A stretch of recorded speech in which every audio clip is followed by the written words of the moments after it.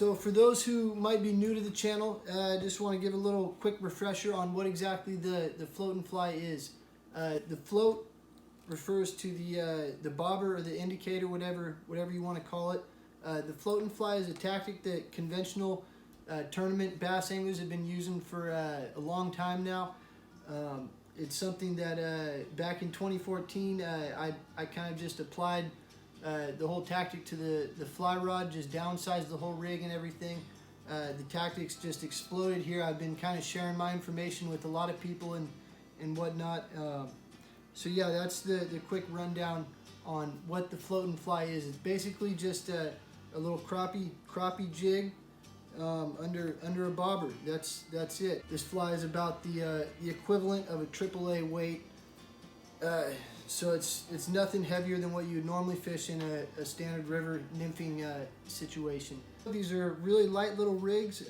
They can be thrown on anything from a 3-weight to a 7-weight. Just I would suggest just using whatever you're most comfortable with nymphing. Just bring your typical, your go-to nymphing rod for trout.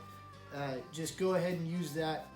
So that's the float and fly. Then we're going to be going just into depth on the leader a lot more than the last video too. The last video was just kind of a general deal on everything float and fly. This one we're going to focus specifically on the whole leader system. Also, for those of you, if this is your first time hearing about the float and fly, I strongly suggest you go back and watch my last instructional video, part 3 of 3.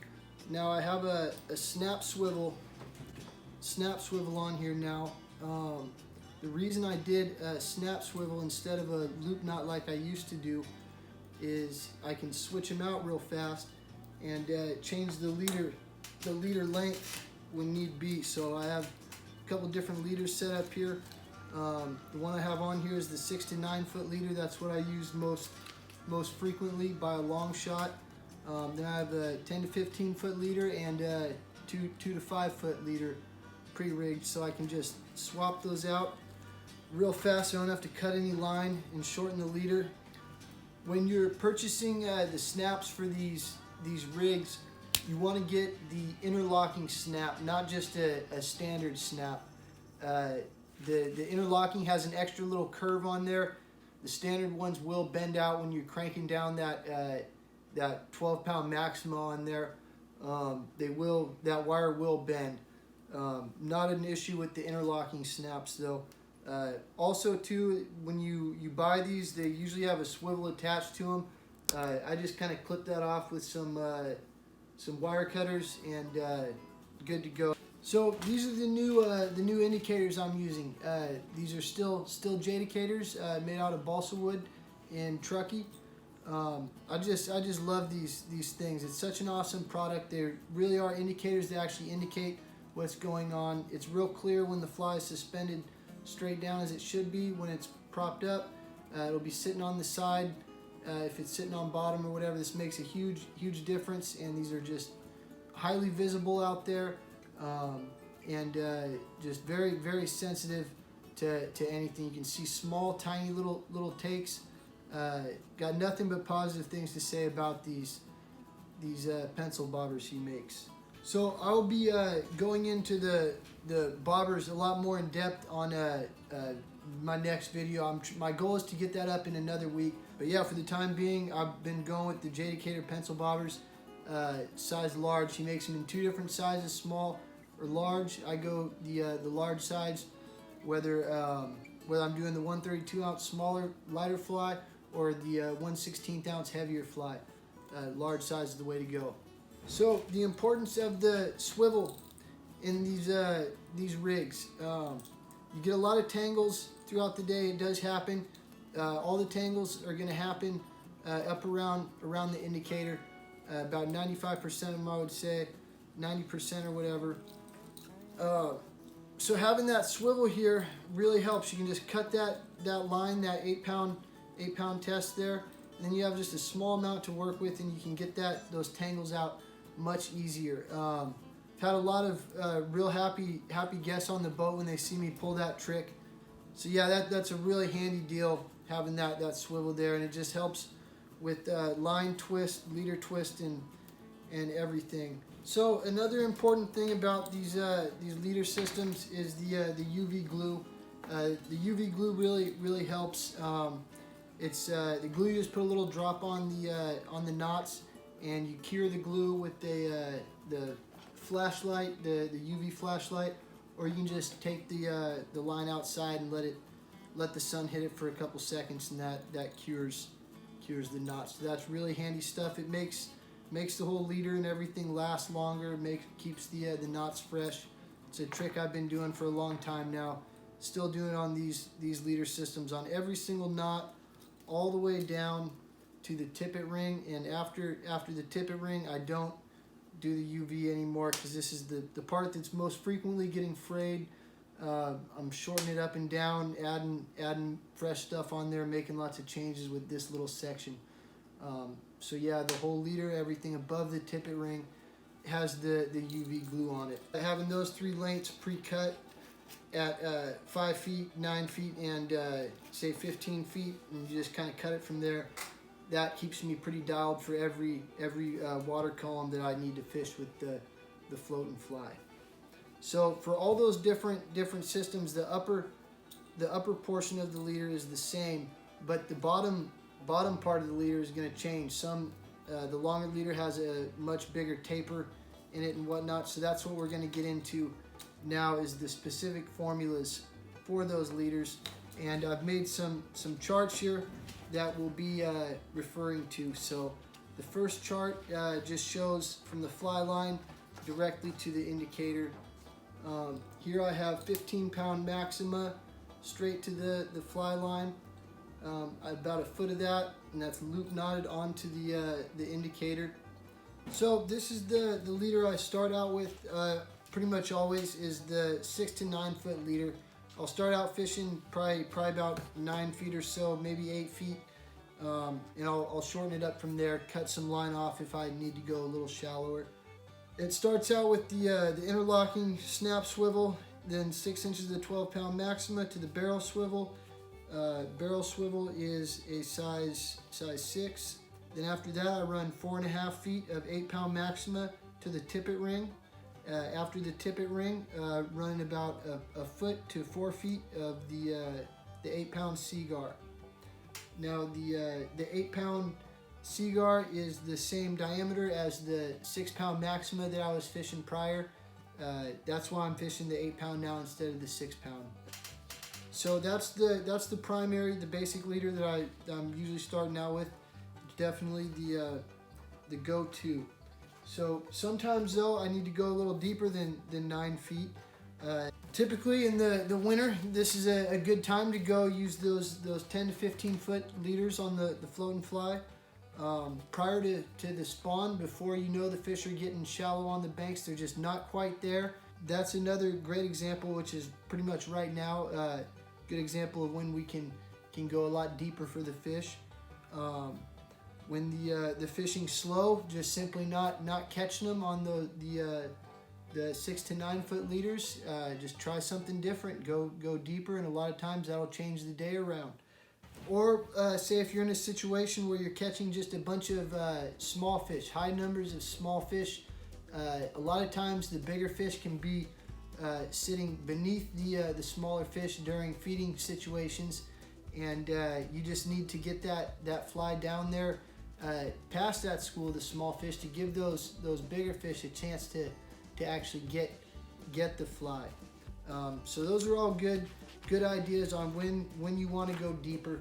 Now, the main reason I don't like fishing the deep leaders is because of the casting. It really makes the casting a lot more difficult. Casting a big 10 foot leader, 15 foot leader, 10 foot's not that bad, I guess. When you get to 11 feet, 12 feet or so, then it starts becoming an issue, and you're not really getting that classic fly cast with the tight loop. It's much more of a water loading thing. You really have to rely on that water loading. Real slow cast, giving it plenty of time to go back behind you and in front, letting that indicator and the fly tap the water as you're casting. Lets that whole big old leader fold over, as it's needed. If you don't do the water loading, and if you're not really slowing down that cast, you're gonna hit your partner somewhere, being on the boat in close quarters, or you're gonna hit yourself. Doesn't feel good getting hit by these floating flies when you're casting. It's like getting shot with a BB gun or a pellet gun or something. And especially with these long leaders, because the long leaders, I'm using the 1/16 ounce fly. I'm not doing the light flies for these long 10 foot to 15 foot leaders. It's all 1/16 ounce flies. So yeah, when you get hit with those things, it's not fun. So the 10 foot leader here from the snap swivel, I'm running 2 feet of 12-pound maxima to the barrel swivel. Barrel swivel then goes 6 feet of 10-pound maxima down to the tippet ring.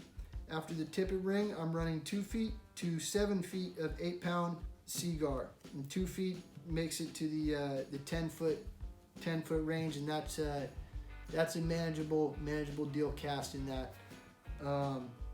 Or the whole leaders out, it's manageable. It's just it's a little different casting it. It's not too bad though, and it really gets the job done. And again, I use the 1/16 ounce fly, the heavier fly for those. That's a real important part of these longer leaders. That light fly is just going to take way too long to sink down that far. So when to go shallow? A lot of times you need to shorten. If you're casting out there and your bobber is tipping over because it's hitting the bottom, so you're being kind of forced to fish outside of the structure, fishing the deeper water more and more. Just shorten things up. Go down all the way down to a 2 foot leader if need be, to get that right on the structure. If you feel like you're missing out on a lot of good structure, shorten it up as much as you need. So like I say, these floating fly, the rigs, they vary anywhere from 2 feet to 15 feet. You can be in the money zone. Just have to adapt. A good example on needing to go shallow would be, say, like this year at Clear Lake, from the little bit of fishing I got to get in before the whole quarantine issue. The lake's low. We haven't had much rain at all, and the lake is about as low as I've seen it this time of year. And yeah, the crappie leaders that we were throwing, we had to go down to about 3 feet on average. That's as short as I've ever had to cast out there. It felt weird fishing that shallow with the floating fly, but if we were going any deeper, we would have been missing out on a good percentage of all the holding water. So you just have to adapt. Just shorten it up. Don't be afraid to go way shallow. So these short leaders, they're real basic. Just from the snap swivel, it's 6 inches of the 12-pound maxima to the barrel swivel. Then it's a 1.5 foot to 4.5 feet of 8-pound seaguar to the fly. So the crappie leader, this is a different deal. When I'm fishing crappie, I'm fishing out at Clear Lake, so this is more just a Clear Lake specific leader, more for local viewers here. Everything's just a little bit heavier for the crappie leader, even though the crappie aren't any bigger than the bass I'm typically targeting out on, say, Orville or Berryessa or wherever. On Clear Lake, I have real high odds of getting into a big bass. I've upsized the whole line system because of that, and then also you can get into big carp out there, big catfish as well. And we are using 4 weights, 5 weights, sometimes even 3 weights. So because I'm using such a light rod out there, I want to give myself as much of an advantage as I can for fighting those fish. So I've really upsized everything, and the leaders are so short for that shallow water out there that you can kind of get away with that thicker line. It's not like you're having to sink a bunch of line way down deep. Starts out from the snap swivel, goes 6 inches of 12-pound maxima to the barrel swivel. Barrel swivel, 1.5 foot of 10-pound maxima to the tippet ring. Then the tippet ring, it's a 1 foot to 5 feet of the 10-pound 10-pound Seaguar. And as far as the crappie rigs go, I'm using the 132-ounce flies. You can cast them with the 3-weight even and the 4 weights. It's a really nice little system to cast out there, real short leader and light little fly. Get the job done with those small rods out there, makes it fun. So the list on everything you need, it's the snap swivels rated from 50 pound to 80 pound, barrel swivels numbers 6 to 8 rated 50 to 80 pound. So as far as the tippet rings go, I get Rio tippet rings, and they come in 2 sizes, the steelhead or the trout. I get the steelhead size. The Maxima lines you need are spools of 15 pound to 8 pound.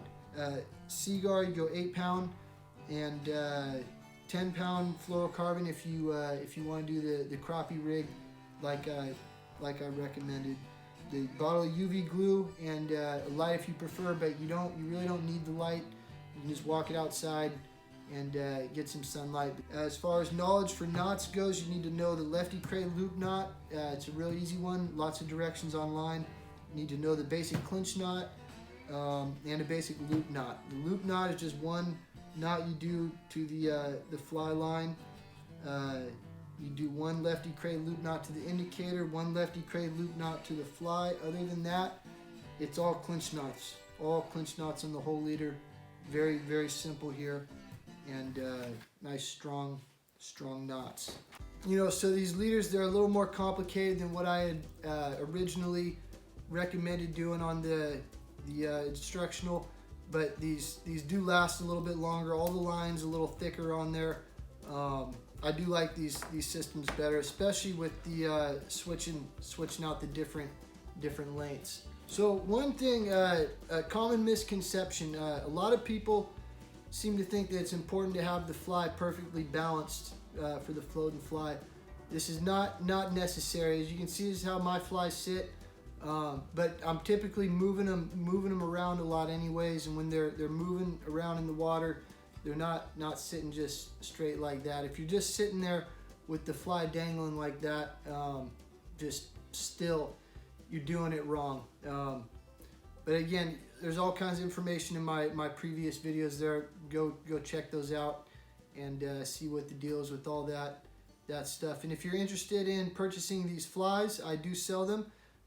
More information can be found on my website at flyfishcnv.com. So if you like this video and it helped you out, please drop a like. That stuff helps with this little channel of mine I'm trying to grow. Or better yet, subscribe.